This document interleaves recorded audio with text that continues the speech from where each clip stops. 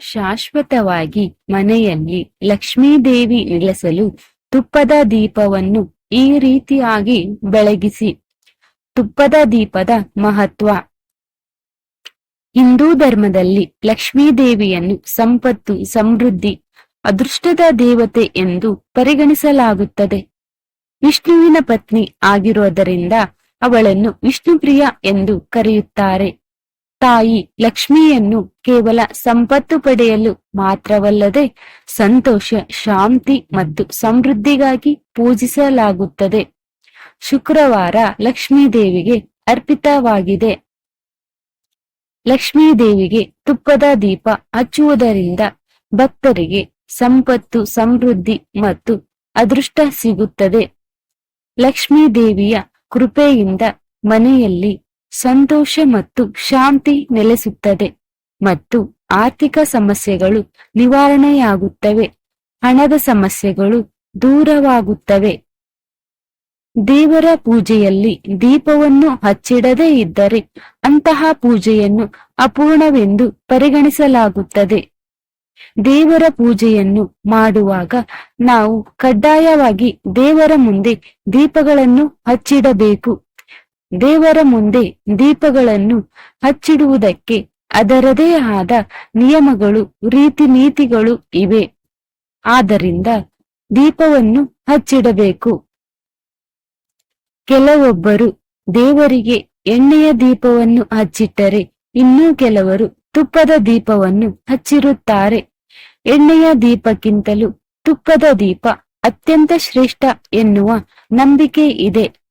ದೇವರಿಗೆ ತುಪ್ಪದ ದೀಪವನ್ನು ಹಚ್ಚಿರುವಾಗ ನಾವು ಯಾವೆಲ್ಲ ವಿಚಾರಗಳನ್ನು ಗಮನವಿಟ್ಟುಕೊಳ್ಳಬೇಕು ಎಂಬುದನ್ನು ತಿಳಿದುಕೊಳ್ಳೋಣ. ದೀಪವನ್ನು ಎಲ್ಲಾ ದೇವರುಗಳ ಸಾಕಾರವೆಂದು ಹೇಳುತ್ತಾರೆ. ಅದಕ್ಕಾಗಿಯೇ ಪ್ರತಿದಿನ ಬೆಳಗ್ಗೆ ಮತ್ತು ಸಂಜೆ ದೀಪವನ್ನು ಬೆಳಗಿಸಲಾಗುತ್ತದೆ. ಹಿಂದೂ ಧರ್ಮದಲ್ಲಿ ದೀಪ ಬೆಳಗಿಸುವುದಕ್ಕೆ ವಿಶೇಷ ಸ್ಥಾನವಿದೆ. ದೀಪವು ನಮ್ಮನ್ನು ಕತ್ತಲೆಯಿಂದ ಬೆಳಕಿನೆಡೆಗೆ ಕರೆದೊಯ್ಯುತ್ತದೆ ಎಂದು ಹೇಳುತ್ತಾರೆ. ಇದು ಶಾಂತಿ, ಬೆಳಕು, ಆರೋಗ್ಯ ಮತ್ತು ಉತ್ತಮ ಸಂತತಿ ಮುಂತಾದ ಹಲವು ಸಂದೇಶಗಳನ್ನು ನೀಡುತ್ತದೆ. ಸಾಮರಸ್ಯದ ವಾತಾವರಣವನ್ನು ಸೃಷ್ಟಿಸಲು ಮತ್ತು ಗಾಳಿಯನ್ನು ಶುದ್ಧೀಕರಿಸಲು ದೀಪವನ್ನು ಬೆಳಗಿಸಲಾಗುತ್ತದೆ. ದೀಪದ ಅಗ್ನಿಯಿಂದ ದೇಹ ಮತ್ತು ಮನಸ್ಸು ಎರಡೂ ಉಲ್ಲಾಸಗೊಳ್ಳುತ್ತವೆ. ದೀಪವನ್ನು ಬೆಳಗಿಸುವ ಮನೆಯಲ್ಲಿ ಧನಾತ್ಮಕ ಶಕ್ತಿಯು ಯಾವಾಗಲೂ ಹೊರಹೊಮ್ಮುತ್ತದೆ ಎಂದು ನಂಬಲಾಗಿದೆ. ದೀಪ ಇರುವ ಮನೆಯಲ್ಲಿ ಲಕ್ಷ್ಮೀದೇವಿಯ ಕಾನೂನು ಸ್ಥಿರವಾಗಿರುತ್ತದೆ. ಒಂದೊಂದು ದೇವರಿಗೂ ಒಂದೊಂದು ರೀತಿಯ ದೀಪವನ್ನು ಹಚ್ಚುತ್ತಾರೆ. ಅವರವರ ಇಚ್ಛೆಗೆ ಅನುಗುಣವಾಗಿ ದೀಪದಲ್ಲಿ ಎಣ್ಣೆಯನ್ನು ಬಳಸುತ್ತಾರೆ. ತುಳಸಿ ಗಿಡದ ಮುಂದೆ ತುಪ್ಪದ ದೀಪವನ್ನು ಹಚ್ಚಲಾಗುತ್ತದೆ.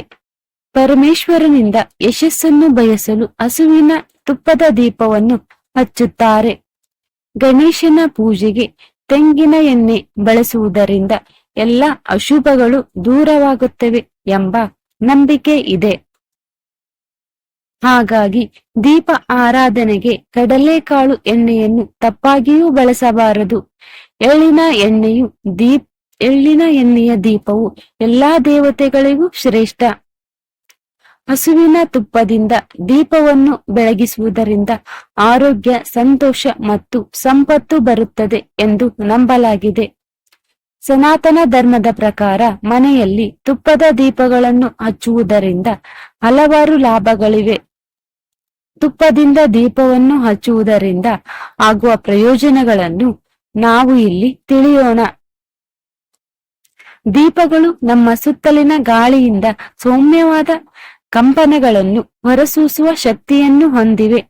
ಅದಕ್ಕಾಗಿಯೇ ದೀಪವನ್ನು ಬೆಳಗಿಸಿದರೆ ಅದರ ಧನಾತ್ಮಕ ಶಕ್ತಿಯ ಪರಿಣಾಮವು ಮನೆಯಾದ್ಯಂತ ಹರಡುತ್ತದೆ. ದೀಪವು ಮನೆಗೆ ಕೀಟ ನಿವಾರಕವಾಗಿ ಕಾರ್ಯನಿರ್ವಹಿಸುತ್ತದೆ. ಮನೆಯಲ್ಲಿ ತುಪ್ಪದ ದೀಪವನ್ನು ಯಾವಾಗಲೂ ಬೆಳಗಿಸುತ್ತಾರೋ ಅಲ್ಲಿ ಸಂಪತ್ತು, ಆರೋಗ್ಯ ಉತ್ತಮವಾಗಿ ಲಭಿಸುತ್ತದೆ. ಸೂರ್ಯೋದಯ ಮತ್ತು ಮುಸ್ಸಂಜೆಯ ಸಮಯದಲ್ಲಿ ದೀಪಗಳನ್ನು ಬೆಳಗಿಸಿದರೆ ಪರಿಸರ ಮತ್ತು ಮನೆಯಲ್ಲಿರುವ ಜನರು ಆರೋಗ್ಯವಾಗಿರುತ್ತಾರೆ. ತುಪ್ಪದ ದೀಪವನ್ನು ಹಚ್ಚಿ ದೇವರನ್ನು ಪ್ರಾರ್ಥಿಸಿದರೆ ನಿಮ್ಮ ಇಷ್ಟಾರ್ಥಗಳು ಶೀಘ್ರವಾಗಿ ಈಡೇರುತ್ತವೆ. ಭಕ್ತರ ಮನಸ್ಸಿನಲ್ಲಿರುವ ಆಲೋಚನೆಗಳು ಭಗವಂತನನ್ನು ಬೇಗನೆ ತಲುಪುತ್ತವೆ. ಸನಾತನ ಧರ್ಮದ ಗ್ರಂಥಗಳಲ್ಲಿ ದೇವರ ಬಲಭಾಗದಲ್ಲಿ ತುಪ್ಪದ ದೀಪವನ್ನು ಹಚ್ಚಬೇಕು. ಅದೇ ಎಣ್ಣೆಯ ದೀಪವಾದರೆ ಎಡಭಾಗದಲ್ಲಿ ಹಚ್ಚಿದರೆ ಮಂಗಳಕರವೆಂದು ಹೇಳಲಾಗಿದೆ.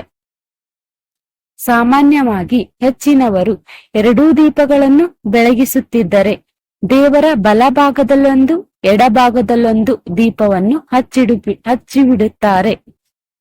ಈ ರೀತಿ ಮಾಡುವುದು ತಪ್ಪು. ಎರಡೂ ದೀಪವನ್ನು ಜೊತೆಯಾಗಿ ಇಡಬೇಕು. ತುಪ್ಪದ ದೀಪ ದೇವರಿಗಿಂತಲೂ ದೇವತೆಗಳಿಗೆ ಅತ್ಯಂತ ಪ್ರಿಯ. ಹಾಗಾಗಿ ದೇವತೆಗಳನ್ನು ಆರಾಧಿಸುವ ದಿನವಾದ ಮಂಗಳವಾರ ಮತ್ತು ಶುಕ್ರವಾರದಂದು ತುಪ್ಪದ ದೀಪವನ್ನು ಹಚ್ಚಿಡಬೇಕು. ತುಪ್ಪದ ದೀಪವನ್ನು ಹಚ್ಚುವುದರಿಂದ ಮನೆಯಲ್ಲಿನ ರೋಗಗಳು ದೂರವಾಗುತ್ತವೆ. ಅನೇಕ ವಾಸ್ತುದೋಷಗಳು ನಿವಾರಣೆಯಾಗುತ್ತದೆ. ಮನೆಯಲ್ಲಿ ಸುಖ, ಸಮೃದ್ಧಿ ಮತ್ತು ಶಾಂತಿ ನೆಲೆಸುತ್ತದೆ.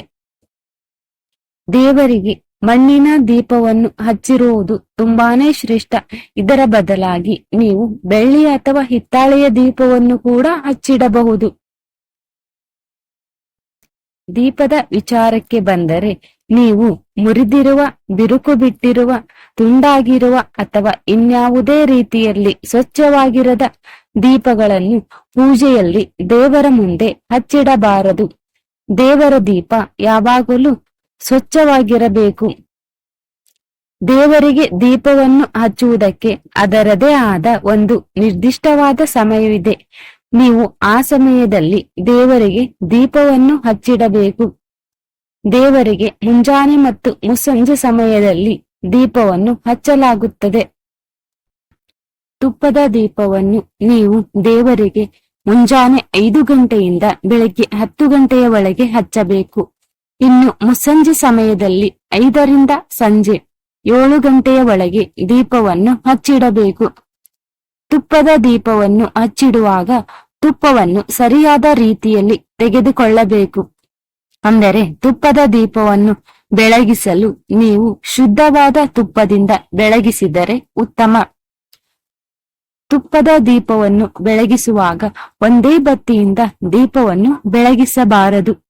2 ದೀಪವಿದ್ದರೆ ಪ್ರತಿ ದೀಪದಲ್ಲೂ 2 ಹೂಬತ್ತಿಯನ್ನು ಇಟ್ಟು ದೀಪವನ್ನು ಬೆಳಗಿಸಿದರೆ ಶ್ರೇಷ್ಠ. ದೇವರ ದೀಪ ಹಚ್ಚುವಾಗ ಯಾವಾಗಲೂ ಕುಳಿತುಕೊಂಡು ದೀಪವನ್ನು ಹಚ್ಚಬೇಕು. ಮನೆಯಲ್ಲಿ ಬೆಣ್ಣೆ ಕಾಯಿಸಿದ ತುಪ್ಪದಿಂದ ದೇವರಿಗೆ ದೀಪ ಹಚ್ಚಿದರೆ ಆ ಮನೆಯಲ್ಲಿ ಅಭಿಷ್ಟಿ ಸಿದ್ಧಿಗಳು ಲಭಿಸುತ್ತವೆ. ಲಕ್ಷ್ಮೀ ಕಟಾಕ್ಷ ಎಂದೆಂದೂ ಇರುತ್ತದೆ. ಯಾವ ದೇವರಿಗೆ ತುಪ್ಪದ ದೀಪ ಹಚ್ಚುವುದರಿಂದ ಏನು ಪ್ರಯೋಜನ ಎಂದು ತಿಳಿಯೋಣ. ತುಪ್ಪದ ದೀಪವನ್ನು ಸುಬ್ರಹ್ಮಣ್ಯ ಸ್ವಾಮಿ ಸರ್ಪದೇವತೆಗಳ ಮುಂದೆ ಹಚ್ಚಿದರೆ ಆ ಕುಟುಂಬದವರಿಗೆ ಎಂದೂ ಸರ್ಪದೋಷಗಳು ಬರುವುದಿಲ್ಲ. ಒಂದು ವೇಳೆ ನಾಗದೋಷ, ಸರ್ಪದೋಷಗಳಿದ್ದರೂ ನಿಧಾನವಾಗಿ ನಿವಾರಣೆಯಾಗುತ್ತದೆ. ದುರ್ಗಾದೇವಿಗೆ ತುಪ್ಪದ ದೀಪ ಹಚ್ಚಿದರೆ ಇಷ್ಟಾರ್ಥಗಳೆಲ್ಲವೂ ಈಡೇರುತ್ತವೆ. ಲಕ್ಷ್ಮೀ ದೇವಿಯ ಮುಂದೆ ತುಪ್ಪದ ದೀಪ ಹಚ್ಚಿದರೆ ಧನ ಸಂಪತ್ತು ವೃದ್ಧಿಯಾಗುತ್ತದೆ. ಮಹಾಗಣಪತಿಗೆ 21 ದಿನ ತುಪ್ಪದ ದೀಪ ಹಚ್ಚಿದರೆ ನೆನೆದ ಕಾರ್ಯಗಳು ನೆರವೇರುತ್ತವೆ. ದೇವಿ ದೇವಾಲಯಗಳಿಗೆ ಮಂಗಳವಾರ ಮತ್ತು ಶುಕ್ರವಾರ ತುಪ್ಪದ ದೀಪ ಹಚ್ಚಿ ಪ್ರಾರ್ಥಿಸಿದರೆ ಕುಜದೋಷ ನಿವಾರಣೆಯಾಗುತ್ತದೆ. ಶ್ರೀಚಕ್ರ ದೇವತೆಗಳಿಗೆ, ಗಾಯತ್ರಿ ದೇವಿಗೆ, ಕಾಮಾಕ್ಷಿ ದೇವಿಗೆ, ಮೀನಾಕ್ಷಿ ದೇವಿ, ತ್ರಿಪುರ ಸುಂದರಿ ದೇವಿ ಇತ್ಯಾದಿ ದೇವತೆಗಳಿಗೆ ತುಪ್ಪದ ದೀಪ ಹಚ್ಚಿದರೆ ನೆನೆದ ಕಾರ್ಯಗಳು ಶೀಘ್ರವಾಗಿ ನೆರವೇರುತ್ತವೆ. ಲಕ್ಷ್ಮೀ ದೇವಿಯನ್ನು ಒಲಿಸಿಕೊಳ್ಳಲು ಬಯಸುವವರು ಯಾವಾಗಲೂ ಮನೆಯನ್ನು ಸ್ವಚ್ಛವಾಗಿಟ್ಟುಕೊಳ್ಳಬೇಕು. ವಿಶೇಷವಾಗಿ ಶುಕ್ರವಾರ ದಿನದಂದು ಮನೆಯನ್ನು ಉಪ್ಪು ಮತ್ತು ಅರಿಶಿಣದಿಂದ ಒರೆಸಿ ಸ್ವಚ್ಛವಾಗಿಟ್ಟುಕೊಳ್ಳಿ. ಅದರಲ್ಲೂ ಮನೆಯ ಈಶಾನ್ಯ ಮೂಲೆಯನ್ನು ಯಾವಾಗಲೂ ಸ್ವಚ್ಛವಾಗಿ ಮತ್ತು ಖಾಲಿಯಾಗಿ ಇರಿಸಿ. ಮನೆಯಲ್ಲಿ ಸಕಾರಾತ್ಮಕ ಶಕ್ತಿಯನ್ನು ಕಾಪಾಡಿಕೊಳ್ಳಲು ಧೂಪ ಮತ್ತು ಅಗರಬತ್ತಿಯನ್ನು ಪೂಜೆಯ ಸಮಯದಲ್ಲಿ ಹಚ್ಚಬೇಕು. ನಂತರ ಲಕ್ಷ್ಮೀ ದೇವಿಯನ್ನು ಪೂಜಿಸಬೇಕು. ಸ್ನೇಹಿತರೆ, ಈ ಮಾಹಿತಿ ಉಪಯುಕ್ತವಾಗಿದ್ದರೆ ನಿಮ್ಮ ಫ್ರೆಂಡ್ಸ್ ಅಂಡ್ ಫ್ಯಾಮಿಲಿ ಮೆಂಬರ್ಸ್ಗೆ ಶೇರ್ ಮಾಡಿ. ಹೆಚ್ಚಿನ ಮಾಹಿತಿಗಾಗಿ ಕನ್ನಡ ಯೂಸ್ಫುಲ್ ಇನ್ಫೋ ಚಾನೆಲ್ ಅನ್ನು ಸಬ್ಸ್ಕ್ರೈಬ್ ಮಾಡಿಕೊಳ್ಳಿ. ಪ್ಲೀಸ್ ಲೈಕ್ ಮಾಡಿ, ಶೇರ್ ಮಾಡಿ ಅಂಡ್ ಸಬ್ಸ್ಕ್ರೈಬ್ ಮಾಡಿ. Thank you for watching.